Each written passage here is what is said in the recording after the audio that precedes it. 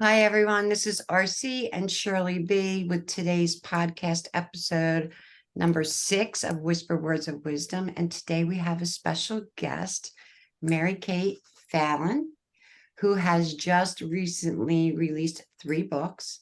She's a shamanic healer, among many other things. So, Mary-Kate, could you give us a little bit of your background? First of all, welcome and thank you for making time because I know how busy you are. We just got out of class and it's been great.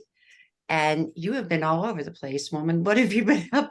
Start by telling us what you've been up to, what you're doing. How did the books come together? How's the family dealing with it? How's life in general?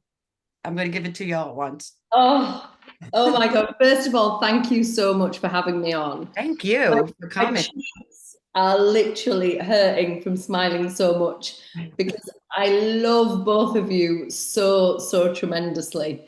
And I'm just so excited to be here and to share this. I'm like, I can't get them down. Well, I'm really happy. Thank you for having me. So, to give, I suppose, a bit of a brief overview, yes, I'm a shamanic healer. I'm based in the UK and Ireland.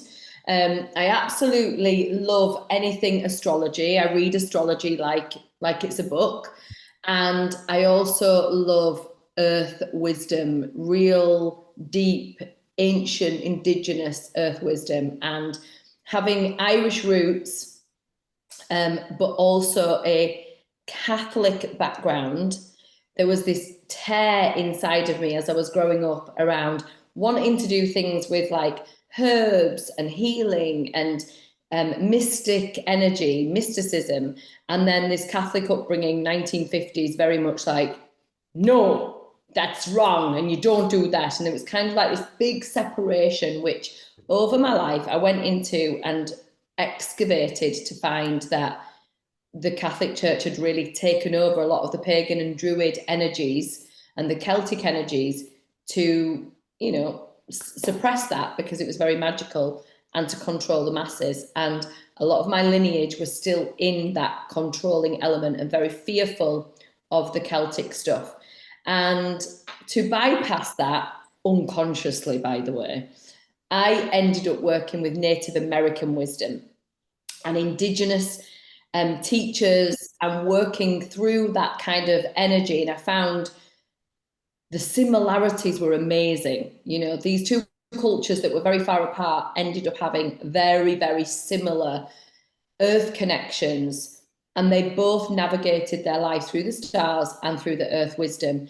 And so, what my journey has been essentially is feeling this Celtic stuff inside of my body, being told I'm not really allowed to look at that because it's a bit shameful and a bit weird, going off in a different tangent and studying something that's cross continent, finding that that's the same, learning all of that, and then bringing it home to the Celtic energy to go, hold on, I didn't even have to learn this. This was in my blood, but I learned the kaleidoscope energy of the Native American, and it sat perfectly on top of the Celts because earth wisdom is earth wisdom. And it doesn't matter where you were born or what culture you are in, you will find that all of the stories sit on top of each other. And Right. it's the human story. So that's kind of like the me-ness of why I do what I do and where I am. And to put that into practical, normal day-to-day things, I run group coaching programs online that have people from across the world. I do hands-on energetic shamanic healing. I also do that one-to-one over the internet. I run retreats. I have audio groups where it's just audio. I do loads of stuff on Instagram about astrology. And because I didn't give myself enough punishment, I wrote 3 books in the last year. And all of that spare time that you have. Oh, that's spare time. Oh, and Um, by the way, I'm a single mum to 2 I was girls. going to say, you don't forget the children. Single mom, entrepreneur, um, very much the black sheep of the family. Uh, don't say too much. The Don't start. gold sheep of the family. the good Catholic girl gone wrong. I think Yeah. I kind of know I kind of know that feeling. I'm the little girl that got put in the corner in Sunday school because I questioned God. What's going on here? So, Yeah. Didn't we all have that? I saw this thing on Facebook one time and it said, were you the child that every time they had report cards, they said that your mouth was going too long, too much? Yeah, yeah, that was me. Me. I don't know what you're talking about. Well, wait a minute. We have a Pisces Sag rising. We have a Sag Scorpio rising, right? You're Scorpio. Okay, yeah. And Shirley's Taurus, but I don't remember her rising. Do you remember it, Mary-Kate? I don't remember Shirley's rising. Oh my gosh, that's We've so got bad. many Because I charts. remember everyone's chart. So I many don't charts. know your rising. How did you get started? Because when I first met you, I just happened to be scrolling through Facebook during the C virus and found you. Like, I'm an early morning riser, always been an early morning riser, 4 or 5, 6 is late for me. Happened to catch you. And with the time difference, I think you were coming on at like 6 a.m. my time. And I just found you so hysterical, comical. You're like a brilliant astrologer, the Three Stooges, whoever your favorite comedian is, and that sad shines like all in one, but you keep it real at the same time. You are truly an entertainer. You are a brilliant entertainer. I want to say you missed your calling, but you didn't miss your calling because you're a brilliant astrologist. But your personality in with the astrology and the way you tell the story and the way you blend everything together, and you can feel that earth energy in you. And so how did you get started? I mean, with the virus going on, everybody was under lockdown. Did you lose your job? Were you already doing this as a hobby? How did you actually really truly get started? What And inspired you? the online side of things. Well, look, I was in corporate for like 15, nearly 20 years of my life doing sales, recruitment sales. So I had to literally grow a business from nothing. I had no clients and I had no candidates. But I knew that I had to go and find clients and then find candidates to fill those positions. So I was having to create demand and need and fill that need from thin air. Now I was given the tools, but you've got to go and conjure up things. Now this is fucking awesome. I love this. This is so much fun. And I did really, really well. But part of growing up was always that mystical energy, like I said at the beginning, was always there. So I used to read my horoscopes and I used to buy certain books and read them. And then I'd take it in. Looking back, I obviously was remembering things rather than learning. And people would come to me when I was at university and when I was in work, and they'd say, well, what's a Taurus sun like then? Or when my birthday is this, what am I? And I'd show off and be like, I actually know all about you already. And I'd tell them and they'd be like, oh my God, that's really accurate. Sometimes I would shock myself. But as time went on, what I started to do when I was working in corporate was when I was interviewing people, they had to put the date of birth on their forms. And I would profile them as I was interviewing. And I could really see similarities between people. And I mean, I'm talking thousands of interviews over, a couple of decades. And then I would work with the client. And the closer I got with the client, I would say, what's your birthday? Or I'd just be like, I do a bit of astrology on the side. And I'd find out. Yeah. And then I always say I want a Virgo for a personal assistant. well, I mean, they didn't understand, but they'd be like, I want these traits. And I could see, I'm like, of course you do. You need this. And then I would go back and I'd have a look at who I had. Sometimes it was just an intuition and I'd pick up the form and be like, my God, they're the right star sign. And before you knew it, I was kind of not telling everyone about that because they'd be like, that's not how we match people here. But I would be using that as a background energy and it was very successful. So fast forward to the C word, and I'd already left that role to become a mama. And when I became a mum, things shifted massively for me. Literally, I mean, looking back, I had a lot of depression, but I didn't know I had that at the time. But I became very insular, and I went very, very much into just me and my daughter, and working very diligently on my spirituality. And it wasn't long, to be honest, before I had another daughter. And at that point, I had orgasmic birth with my second child, because I'd come from, I mean, I'd had 3 years in between, and I'd just diligently gone into my work so much. I'd be up all night, pregnant, not able to sleep, reading, going deep into like geometry and, you know, the flower of life and astrological ancient civilizations and all sorts of stuff. And I couldn't put it down. It was just coming through me like it was meant to. And it put me in a position where I decided to leave my marriage. There was nothing wrong with my marriage, but it wasn't working for me. I had grown so rapidly over this time of becoming a mother that we weren't the same people together. And so once I left that, I was like, shit, I've left my corporate job. I've got 2 young kids. When I'd left my corporate job, by the way, I went to work in a deli for £6 an hour because I didn't want to go hustle anymore. So I was like, how am I actually going to make money and live? And the way that things worked out was I went and I got my Reiki. I was attuned to become a master. I just started helping people, and more people just kept showing up at my door, referral. And before you knew it, I was running a shamanic practice from my home, and then everything locked down. And when it locked down, I was like, oh, I can't see people anymore. How am I going to do this? Yeah, scary. It was really scary because I'd just got really bloody good at what I was doing. I was like, people could walk in the door and I was like, you don't even need to sit down. I already know. And I picked up my phone one day and I said, I'm just going to talk and see if anyone listens.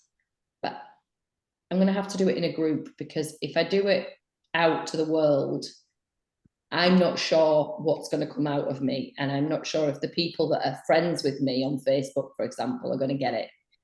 So I created the Shamanic Sisterhood, and I just spoke every single day inside of there. And every day I would say, if you want more of this, you need to let me know. The more you let me know you want it, the easier it is for it to come out. Right. And then after about a month, people were like, do you do anything else? I'm like, yeah, but I can't see you. Let's create a coven. So we created a private coven, and people would pay to come in there. And they would come in and we would do moon circles, new and full moon. And there would just be this gorgeous energy of connection, and people made friends. And before you knew it, we had this global network of women that were, you know, under lockdown and finding their spirituality at the same time. So it was a beautiful vehicle for me to move from hands-on to the online space. And from that, I got a lot of recognition. And in truth, Robin and Shirley, you were both in there. I think a lot of it was recognizing myself, realizing that little girl that had years and years ago thought, I love the magic of the world, and how can I share this? I don't want to convince people. I want to talk to other people that are in the magic. And I really believe in timing, although sometimes it's shitty. Lots of times it's shitty. I had to go that path for the lockdown to occur, to be able to share them stories and those visions and those wisdom teachings, to generate a beautiful sisterhood. Because if I hadn't have done that, if I hadn't have walked those paths, if I hadn't have even got divorced, if I hadn't have had the daughters the way that I did, I wouldn't have written the books. I wouldn't have met you. I wouldn't be in a place where in my 40s, I feel like I've got the wisdom of an 80-year-old, and I'm still learning. I'm still like a 16-year-old on the inside, but like I'm listening to the trees and the wind and everything, like I've been here for a lot longer. And I really put that down to people like you, listening to your wisdom, being in those communities, being in those conversations, being in reciprocal love of women and just astrology and earth and our natural ways of being. So that's how it came about for me, I think. But you were a beautiful light, I want to say, in the darkness of what was going on in the world, that you brought not only the wisdom of your astrology, but the storytelling ability. You brought, even though you might have felt insecure or maybe not as, I don't know what word to use, professional as you thought you should be in that moment, you were exactly what women needed in that moment, believe it or not. We needed release, we needed humor, we needed an hour every Sunday morning to hide from our family and our children, and because they were driving us crazy. We were on lockdown. Like, there were Sunday mornings that, like, you were my sanity. I was like, yes, I know I can make it through my day now from 6 to 7. I got Mary-Kate. Okay, I'm happy. I'm walking around the house humming, and people are looking at me like, what the hell's wrong with her? Well, I just got off of the comedy hour.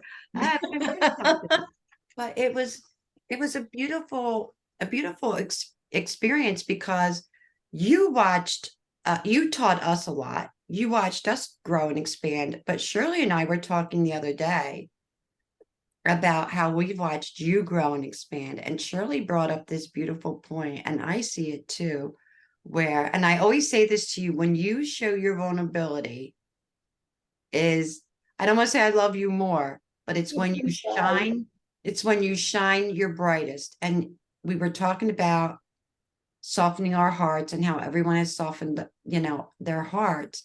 And you have done that. And you're a risk taker. I'm going to say this, you're a ballsy woman, because you're a risk taker. I've seen you try this. I've seen you try this. I've seen this work. I've seen this work, and I've seen this work better. And I've seen you work harder at this, and you make it, you push through the hard times. You don't give up. You are not you're sad. You're not a quitter anyway, but you're just not a quitter. You are bound and determined, even though it might have caused some conflict in some other areas of your life and your personal life. You stuck to your beliefs. You stuck to your calling. You listened to your heart. You felt into your soul. You were learning who you are. You know who you are, and you're still learning more of who you're becoming. And Shirley and I talked, and I always say, when I stop learning, to me, that's death. And it's the same with you. Like, I don't ever see you stopping what you're doing. So, tell the audience, we know you, so we know you're writing.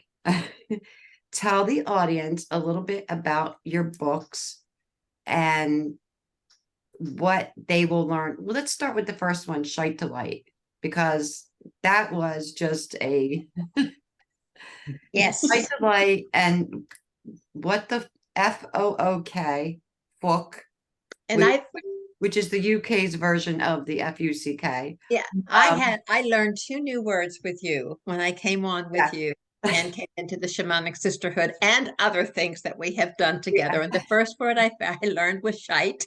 Shite. And the other one was fook.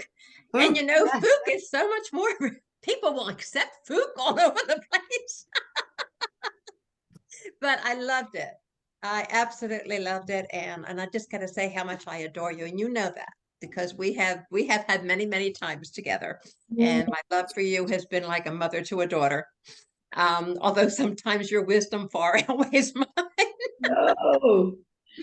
But anyway, yes, when I saw the book, and I thought, oh my God, perfect. And just the first 2 words I ever learned from you. When I saw the title of the book, I was like, Mm-hmm. yep. It didn't even surprise me. I have to honestly say it didn't surprise me at all. And I'm thinking, oh God, okay, what's the next one? What's the next one? Okay. I'm almost afraid to ask what the title of the fourth book is going to be. Oh, the apology. Never apologize for your beliefs. Never apologize for your beliefs. I did that. Big mistake. Learn. One of the things I wanted to say too, when you were just talking, is that one of the things I loved and I still love about you, and you have really helped me with, is that when something shifts, when you are deep into it, when you are really listening and something shifts, you don't say, you probably do say to yourself, oh, well, I can't change it now. I've got all these people going in this direction. How can I do that? Da, da, da, da, da. And yet you are willing to say, hey, this is your vulnerability. This is your vulnerability. And you're willing to say, you know what? I am listening to my inner being. And although this is the way it's been going, my truth is telling me there's another way for me to move forward. And if you, meaning those people that have all loved you and followed you, if you are interested, if you want to come on this part of my journey with me, I would love to have you. If you can't, or it's just not for you at this time, I understand and I still love you. And I honor that so much in you, because that's something that at my age, darling, I have had to learn, is that it's okay for me to do that. It's okay to me to make those shifts, because it's what's inside of me and the journey I'm taking. And sometimes the people that were with me on the journey before are not there anymore, are not there with me, but there will be others that will come my way that will join this journey with me. And that's been invaluable to me. And I just want to say that to you because I love you and I want you to know that. Well, I say thank you. And also that doesn't come easy. I listen to what both of you have said there. My heart is full listening to it because, I have tried and tested lots of different ways of being, particularly since the lockdown energy in the last kind of 3 years. And it has been heart aching sometimes to say, I can't continue this road. I have to go this way. And the pain and the grief of what feels sometimes like leaving people behind. And then moving in a new direction, learning deeper things, the story of the coven, as I said, there was a part of me a year and a half ago where I was holding a lot of energy and I'd grown a lot. And what I wanted to do was more corporate work. And I found myself in this dichotomy of, but I can't. I'll tell you what, a lot of it was around, and we can talk about this because some of it's in the book, is money. And I've talked about money a lot in my spiritual practice, which some people don't like. But I find that inside of the spiritual world, we are unlocking and changing what money means. And I've been down some roads where I might have been going down it believing I was going the right direction at times, but only to meet myself and find, actually, that's not a version of myself I'm not in love with that version of myself. And so I get to shift that. And then I get to forgive that part of myself. And when I forgive that part of myself, what happens is what always happens, and this is where the faith comes in. Those people that may have on the outside been like, where's she going now? I don't get it. It's not me. They automatically, it's like the energy comes back in around me. And there's a faith in me making my mistakes or making a deeper road somewhere that potentially isn't the end destination, but is definitely something I needed to learn, because someone who is in my tribe, my energy, my following, whatever you want to call it, is going to be going through that too. And now I've been there, genuinely experienced it in my body, in my heart, in my consciousness, and in my conscience. And now I can give wisdom, because I'm not just bullshitting, like I've read something the other day and by the way, oh yeah, that's what happens. No, I've excruciatingly sat with it and gone, oh, that feels like shit. I always say, how can you teach something you haven't experienced? Well, yeah, I mean, We have challenges and we have experiences. I don't believe in failure. I believe that something is put in place because there's something that we need to experience. We need to face that challenge. We need to have that experience, no matter what it is. And that helps move us forward. And you have shared very openly and honestly your journey. Like you just did, what you called your mistake, I would call your experience, your challenge. And you've experienced shame and blaming yourself, and you're teaching other women that we don't need to do that. That's not shameful because you think something different or you believe something different or because you are different. And most people like us are the black sheep of the family. And a lot of people that judge us are people that really haven't done their homework. Not to be disrespectful, but like I remember like my ex used to say to me, "Oh, there she is chanting again." Very, very Catholic. And I'm like, you do realize that the Catholic Church is the one that changed it from chanting to hymns, because it was the Catholic Church that changed that wording. So there's so many things, people, they very easily want to judge, but we've traveled this path and we've done it as a sisterhood, and you brought women together to heal. In your first book, you talk about what is healing. What is healing? The book is healing. What the book is healing. So what the book is healing, yes. Tell us a little bit about the book. What is healing to you? Well, so a little bit of background. I'm sure many of your listeners, and you will know Rebecca Campbell, who wrote Light is the New Black and Sister Rise. I went to see her, and I talk about it in the first chapter of the book. I went to see her during a time of, my awakening. I think I'd had my first daughter by this time, and I was getting on the train to go to London on a sunny day by myself to go and see this incredible woman that had written this book that I really loved and I was slightly jealous of. And also there was so many things happening. It was the first time I'd been away for a day, and I was just going down on the train, back up. So it was like a 2.5 hour journey from where I was, but it was nice and I was excited. And I sat in this glorious church, and in walked this beautiful Australian woman with this long gown on, absolutely gorgeous. And the church was full of women. I ended up sitting with, well, I didn't know who they were at the time. I just sat with these women, and we ended up having a dialogue while we were waiting. And I remember it distinctly. I remember the exact women that were around me. I'm still friends with them now. I'd only met them that morning. And we said something about light is the new black. And I went, oh yeah, never mind, light is the new black, shite to light, or something like that. And this woman turned around, she went, that should be your book. I was like, yeah, it should actually. That's what I'm going to write, shite to light. And that was about, I don't know, 6 years ago or 7 years ago, something like that. And time and again, we would meet these women and they'd always say, oh, shite to light, shite to light. And I'd laugh about it, but somewhere in my head, I was like, I should have written those books. I can write those books. I'm just as wise as any of them fellas up there on the altar doing the Holy Communion. And there was a day where I was in the sisterhood, and I called one of the girls again that was in the sisterhood that had been writing books herself. And I said, I want to write something, but I don't really know what it is. Can you help me?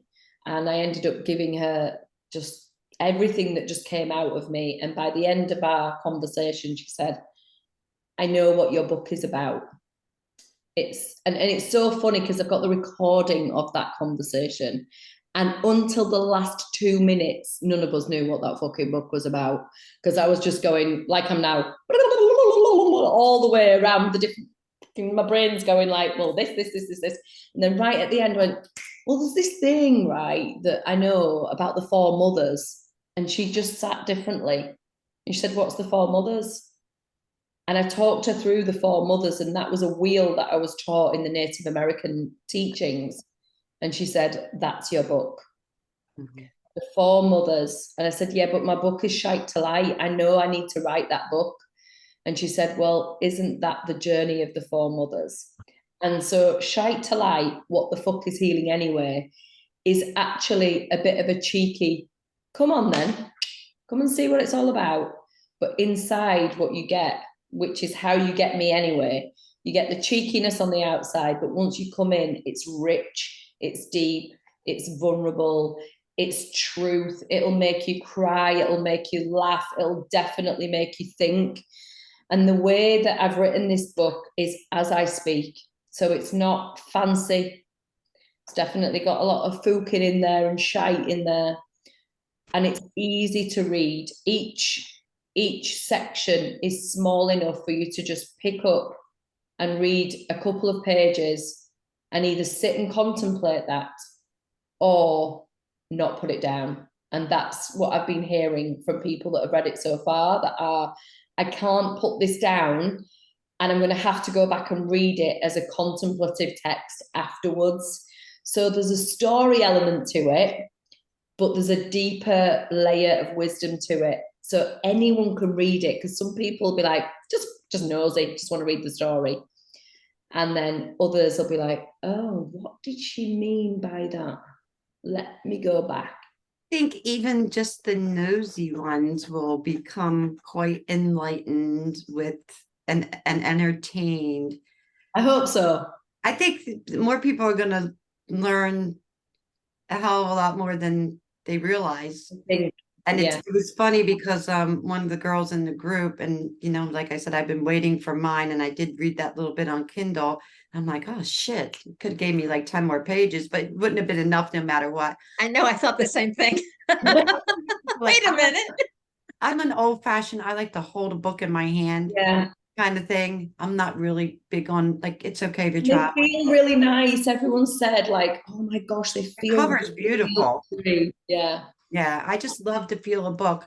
But I remember one of the girls one of the first girls to get her book, she said, oh my God, I'm reading this book and I can hear it in that your Irish kind of English Irish accent. I love your play on your accents, by the way. Like it's your Irish accent is so beautiful. And when you a little leprechaun guy in there with you, and I'm thinking to myself, that's exactly like when I was reading it late last night, I was just like, I could hear, because I know you, I could hear you, and I could find the place, I could feel the places where there was actually like some storytelling with some real humor, but I also could feel the emotions that you were going through, the pain, that like some of the pain and some of the growth and some of the where you were really proud, like, shit, I can't believe I fucking did this. Like, I'm really doing this.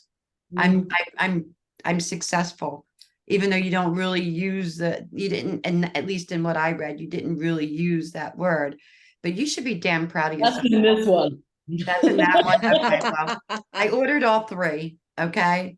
So I'll be surprised with the third one because I have no clue what that one's about.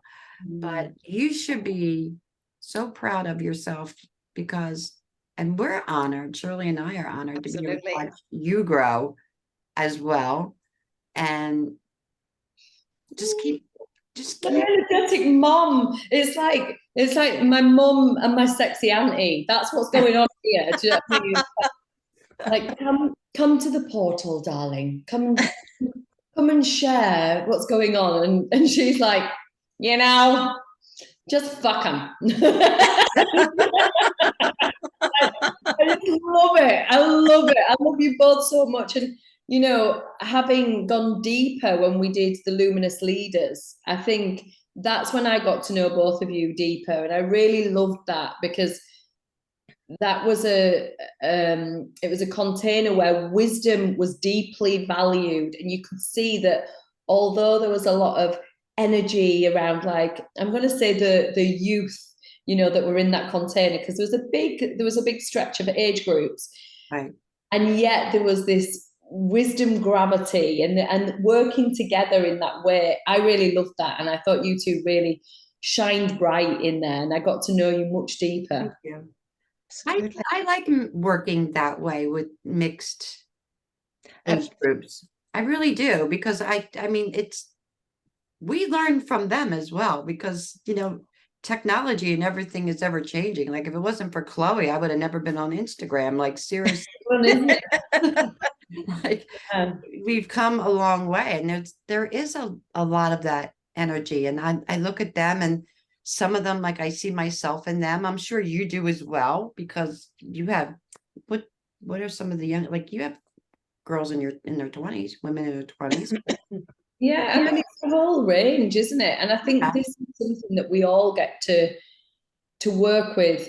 And what I love is bringing that cauldron energy. You know, if we go back definitely pre-internet, but you know, like pre the industrial energies, women would gather to do the washing, women would gather to bleed, women would gather to do whatever they were doing, you know, and there would be lots of talk, and the young girls would come in under the wing of the older women, and you know, they would be learning things, and it wouldn't just be, I'm here to learn a skill. You were in life with different ages, and you know, and families would live together longer, and you know, you would have several generations together working and living together, and that created a beautiful richness, a tapestry of wisdom.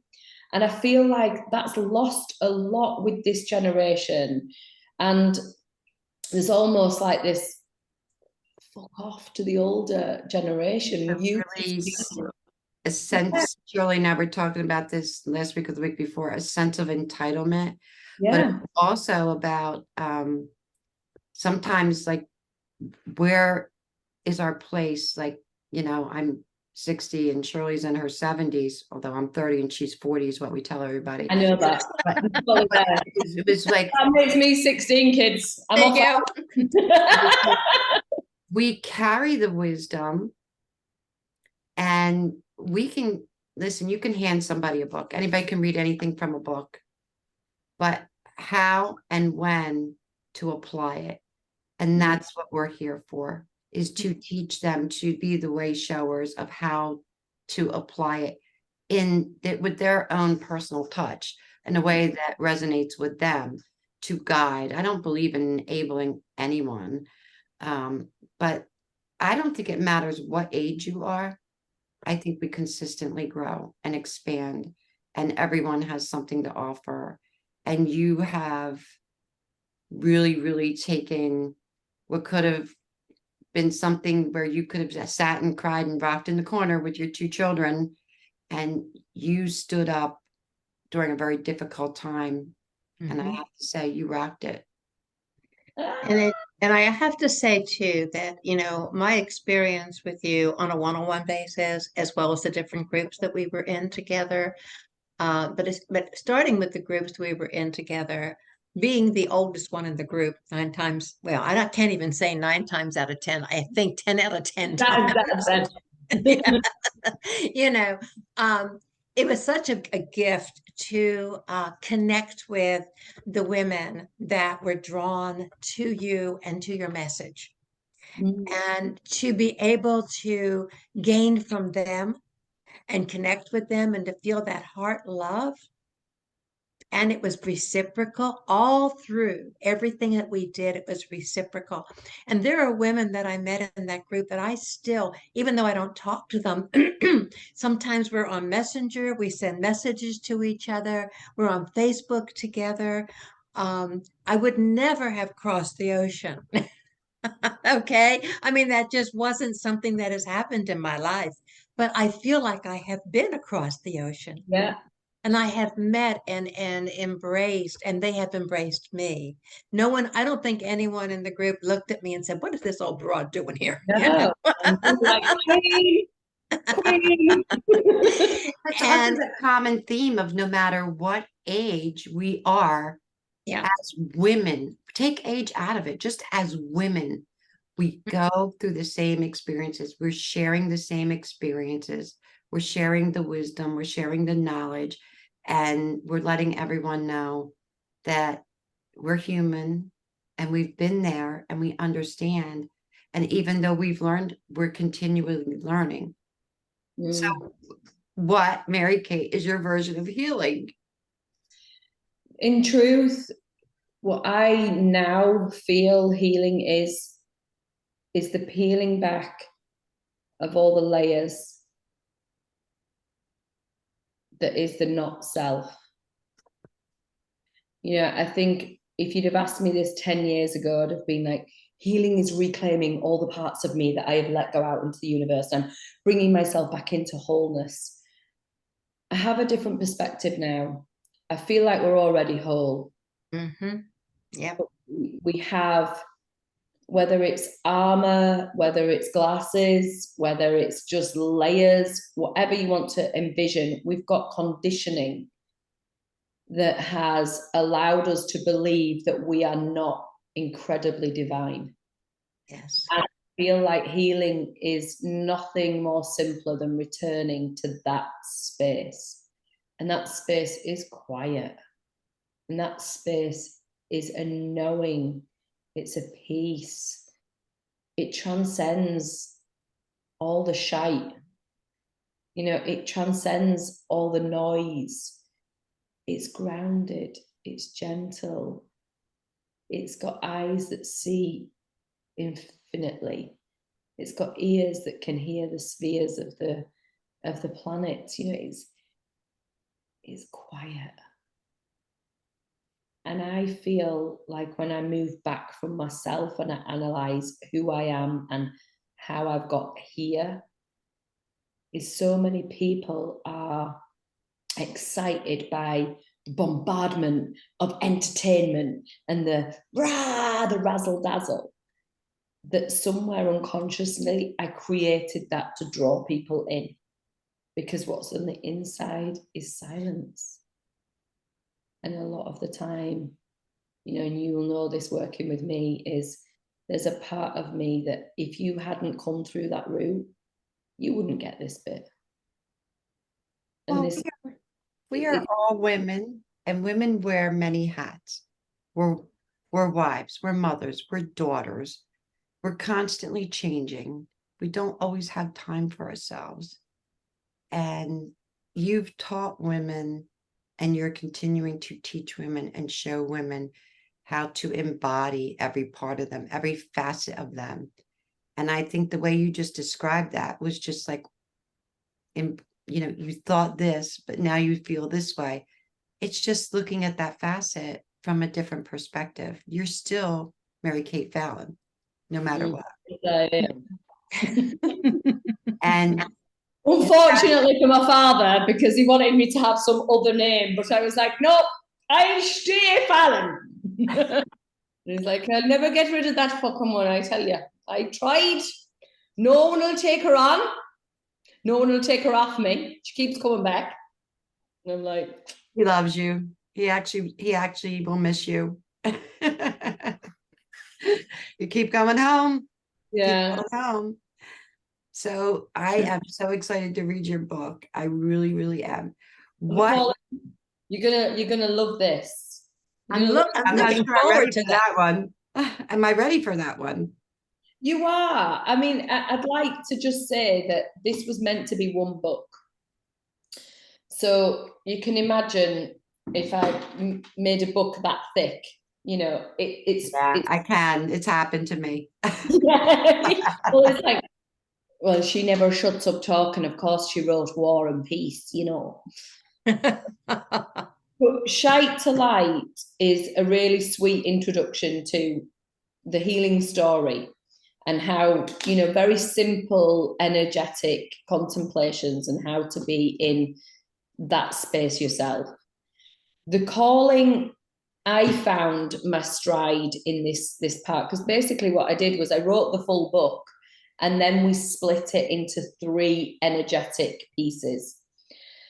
And the calling is more about people like us that are actually in this business.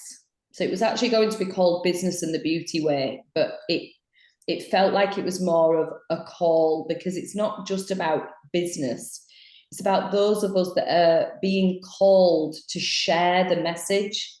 So there's many of us that we know, we've got women in our own circles that are not interested in teaching anybody else. They just want to learn it for themselves. That's okay. But there's also many of us that feel we get to a place where we can't help but overpour the wisdom, because that's what light does. It just wants to keep lighting more things. So the calling is about who you know yourself to be. Who are you and who do you need to become to be able to be a message giver, a way shower? And the pitfalls that I went through with money, with sisterhood, with jealousy, with envy, with thinking things, and then falling into the trap of, as soon as I think I know something, I definitely don't know it. Yeah, it's like, oh shit. So that's quite an interesting, detailed energy for those of us that are in the business of sharing our message one way or another. And then the medicine and men, or medicina and men, moving from the maiden to embodying the queen. That's a transmission. Oh, I'm definitely ready for that. I'm already in my queendom. You are already in your queen. Shirley, you are too. Oh, absolutely. I'm now sitting here embracing it all. You're already queens. No, it's to be like first, like the court jester with the two queens. Oh, no, never. You're already a queen too, sweetheart. I'm that sad rising too. So where my brain went. My brain went, oh, really hot sex after 60. Am I ready for that? Well, I would hope so. I would hope so. I mean, look, you both know that shall I give a little bit of a secret away? I mean, I don't know how well your audience... You can share whatever you want. Listen, our audience already knows that I'm crazy and she's a balanced one, so it's okay. Shirley can be a bit crazy too. We know about Shirley. I know. I know a little bit about Shirley. We have spent enough time together to know that. Yeah. Let's not pretend that Shirley's always sat on a throne of wisdom. She's been a crazy cat too. And that's what I love. Because how can you hold wisdom if you haven't gone down the crazy routes? That's right. Yeah. And it can happen at any given time. Absolutely. Bring her out. There's always another piece to be explored. Well, let me tell you what. I'm going to start paying more attention to the podcast conversations. So she has shared some things with me, but I prefer to see her and hallelujah. Yeah, right. That's why she's not singing jazz and blues and throwing her clothes into the crowd. Yeah, I love it. And you know what? You said it. We're women with several different hats. We've got different energies inside of us. And when I started to accept that there was different characters living inside of me that I could play on at any time, some of them were detrimental to where I was going, and some of them were really helpful. I could start to fall in line with like, hold on a minute, guys, let's have a conversation here. And there was times where I want to be on stage, whipping it off, singing, dancing, really enjoying that energy. And then there's other times where, it's silent meditation and deep grounding to, an energy like Mother Mary, or, just being in ceremony. We get to be it all. And I think this is one of the biggest secrets of working as a woman in medicine. Yes. Is we do get to have it and be it all. But that doesn't mean what it's been telling us on the outside. You get to have it all. Well, that's not a Gucci handbag, love, and a Ferrari. That's not what we're talking about. Thank you for saying that. Yeah. But you get to be all of your characters, and they all get to stand in their glory and their beauty and their timeline. And the difference is, as you grow, you discern from the wise space which one steps forward at which time. And if you find in hindsight you didn't choose the right one, you also get to forgive yourself, learn, and move into growth. Mm-hmm. Where else do you get freedom like that? Amazing. Women, we are so fucking powerful. So the last book is really the transformational book, where we really begin to honor and own and move forward and identify all of who that we are and bring that out into the world.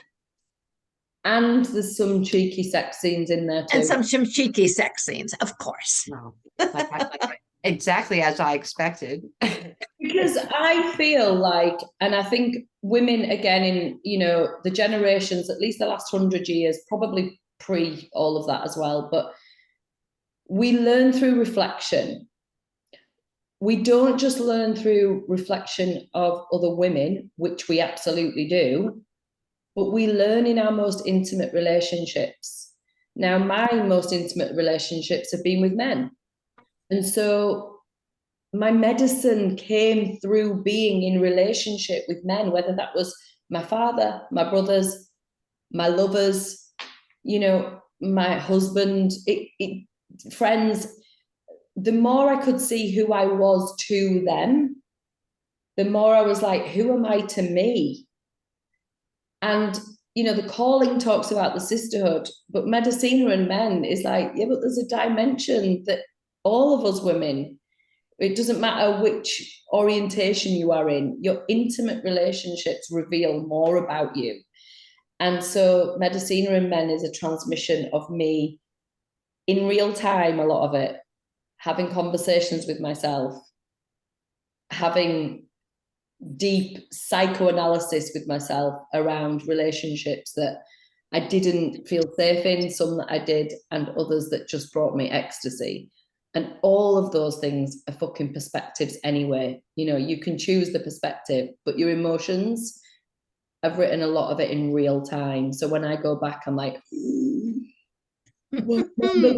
remember that. Oh, is that still true now? I don't know. But Well, it was true at the time that you wrote it, and that's what matters. It's, I wouldn't be surprised if some of that isn't still true because of the way you are really I mean, time's so accelerated and you really, everyone's growing so quickly. yeah. I want to thank you for not only making time for us today, but for the sisterhood and for providing a safe place for women, a truly safe place for women, because that was something that was difficult to do, especially during that difficult period of time where we were all going crazy.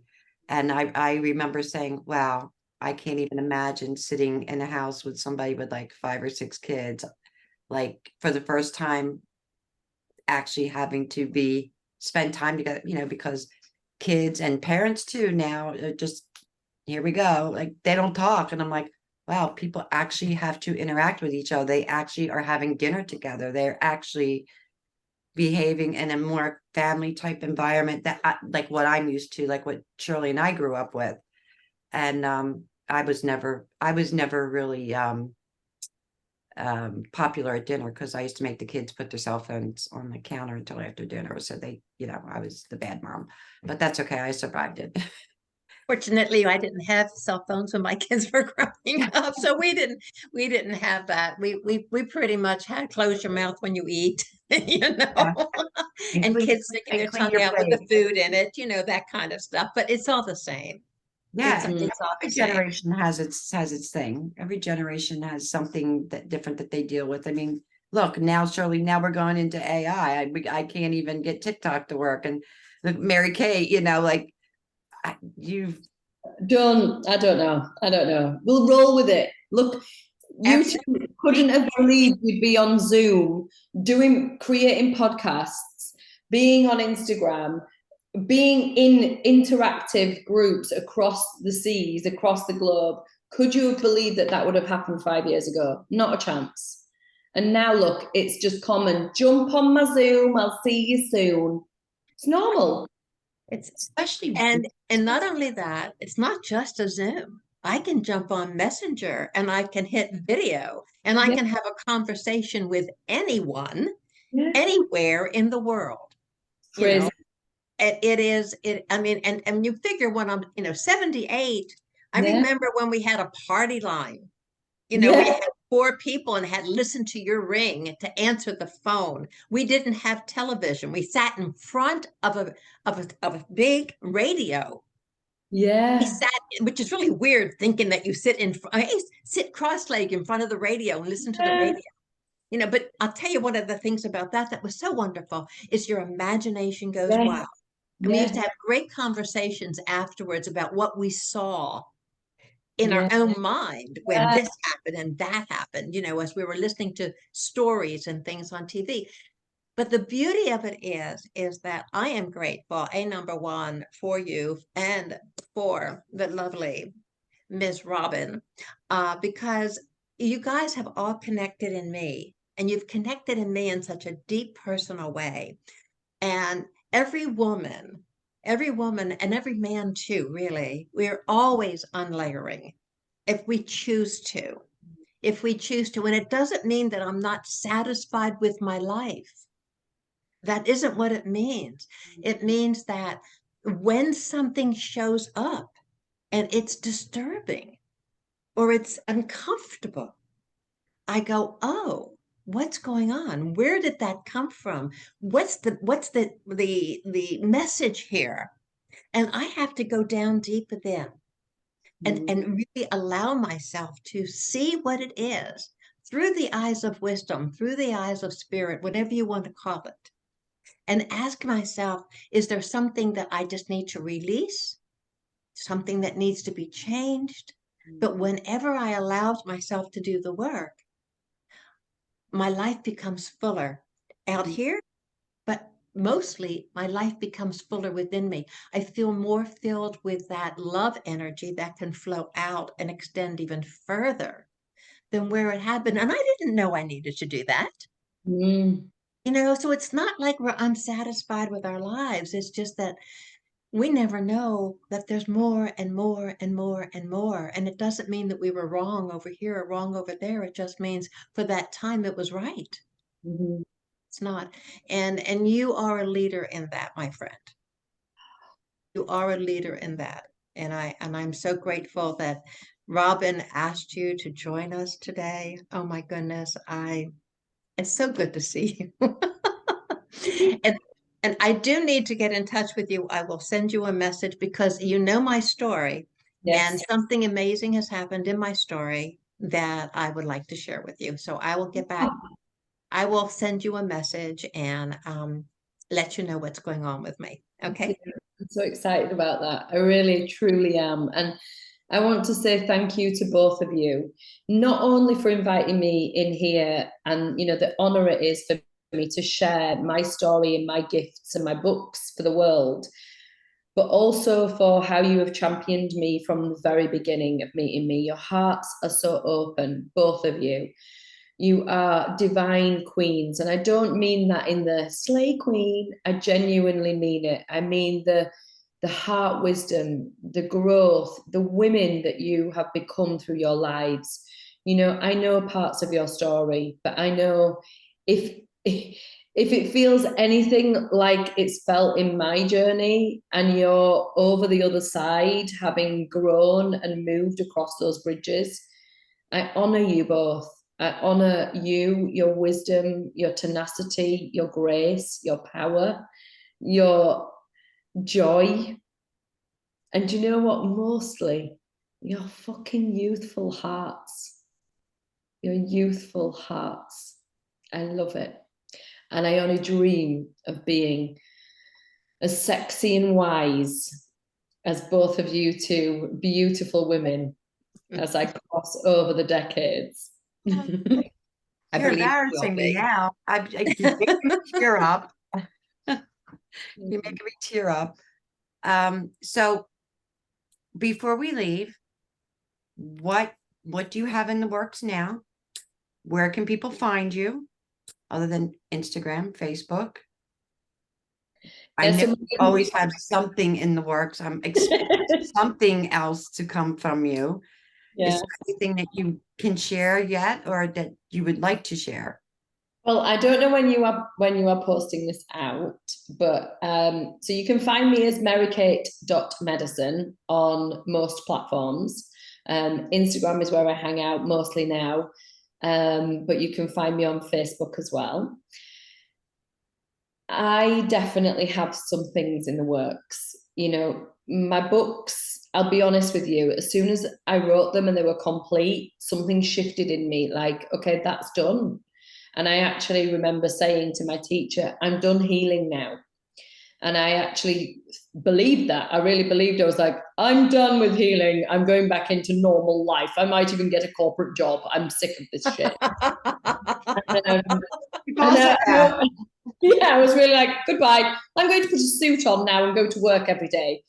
Obviously, you can see I am no longer in that space. But I do feel like what's coming is bringing more of my shamanic work into businesses, into those people that are in those high pressured roles that don't get the opportunity to sit and be in wisdom, because even if they did, they then have to go back into the rat race and do their job in the corporate machine. And particularly women who have got children at home and they feel like they're tied to the job, to the money, to the lifestyle. And I'm like, there is a different way. There is a different way. And you don't have to give that up to be in peace. But there are pieces that you need to reconcile to find the peace. So I feel like that's coming. And also, that's really the key to everything, isn't it? yeah. Yeah. And it doesn't matter where you are or what you're doing in life.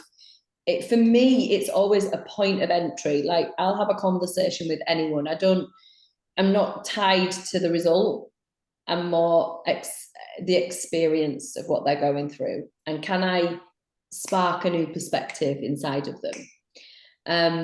But I do feel like Ireland is calling me back to the land. I do feel like I actually, about a month ago, I felt like you would be going back. It's funny because sometimes I'll say something and I'll say it to Shirley, or I'll say it to somebody, and then now here you are saying it. Like, you are a true Irish girl. I know. You love the UK, but you thrive on the island. I was going to It's an island too, but you thrive in Ireland. It's just who you are. Mm-hmm. Going back to your roots, and I think that's what I was going to say too, that whenever I see you coming in from Ireland, glows. I mean, and you always glow, Mary-Kate. You always do, or at least most times, you know what I'm saying. But when you are there, you it's almost like you get all of your inspirations while you're there, and then you bring it back over to England. Yeah. But this is where, I don't know. Yeah. So it sounds that special place, I think, where not that we don't thrive everywhere, but that special place where our light shines the brightest, and it's where we feel the most alive. That's it. There's a specific place, and it's where my father was born and brought up. And it's on the West Coast, Mayo. And there's a lot of publicity around there at the moment because it's where the Isle of, what was it? The Banshees of Inisherin was filmed. So there's a lot of energy around there. Now, I've known this forever and ever and ever, that it's got its own vortex of energy. It's a powerful place. But I will walk up and I will just cry. Like, my whole body cries. People are like, what the fuck is up with you? And I can feel my cells weeping. And I just hear the words, my bones are made of this land. My blood is of this ocean. Like, which is obviously why my parents were like, she's crackers. Don't listen to her, she's crackers. And now they're a bit like, she's writing books about it. She put paint on her face today. What is she at? Fuck's sake. You know, they just wanted me. When I was in corporate, they were like, yes, she's normal. And I was like, no, I'm not. Well, it's funny what was considered acceptable and unacceptable, and how even that's That's changed. Changing. That's Yeah. progressed. You know, it really has. The But internet has helped all crazy people become a lot more normal. Mhm. Yes, and it's helped a absolutely. lot of normal people become crazy. And crazy And people become crazier. I love you both so dearly. love you. Thank you so, Thank you so much. so much, because I know how busy you are. And I look forward Go to buy the books. Go on Amazon. Look for Mary-Kate Yes, buy Fallon. her books, Mary-Kate, they're under Mary-Kate Fallon on Yeah. Amazon. And also hit the button on Amazon, follow her so that when her next book comes out, you'll automatically be notified. You won't be disappointed in the books. Find her on Facebook, Instagram. She's always got something going on. Brilliant astrologist, or astrologer, which is actually the way I found her. And then just one We are the thing led into elevator another. healer. You'll find me on there with my big glasses. I love your little impromptus, and thank you. Just thank you Thank you. for being Thank a you. bright light during the C virus. And I'm so many gifts came out of that time. In the moment, we didn't know we were receiving all those gifts, but a lot of gifts came from that time. And Thank you for that time. may you have continued success. I don't see you not being successful. And Okay. I'm glad that home is calling you. I think home is calling all of us in different ways. Yeah. It's, Absolutely. I'm the crazy lady. I go to the cemetery for peace. oh well. They don't talk back. They don't talk back down there, love. Off you go. More than you think. It's just that they don't argue with you. Dead end argument. Brilliant. I don't know about that. Anyway, We So love much you. love. So much much love. love. We love you. Thank you so much. Have a beautiful day. Lots of love. Enjoy it. Mwah. Bye-bye. Bye.